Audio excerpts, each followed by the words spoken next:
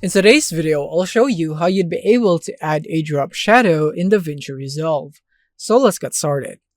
So here we have our YouTube logo, and if you'd want to add a drop shadow into it to make it pop, you just simply need to navigate here into the effects icon or button right here in the top left menu, and then you should have this pop up right here. Now, you just basically want to go here into Open FX first, and then go into the search bar right here, or click here on the search icon, and then you just simply want to type in drop.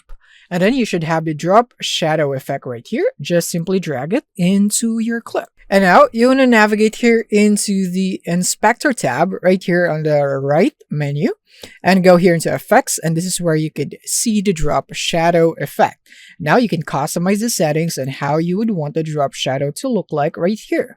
For example, like this, I like it right here where it's really noticeable, and then I'm gonna blur it right there, and here we have it. We now have our simple shadow in here. Now, what if you would want to change the color of the shadow? You could easily do that by clicking here on the color option, and then choose the color right here on what color you would like your shadow to look like. For example, I would want it to be in green. And now I'm going to click here on OK. And as you can see, we now have a green shadow from there. And again, we can customize the shadow right here. So that's it on how you could add drop shadow in DaVinci Resolve. Thank you for watching, and see you on the next one.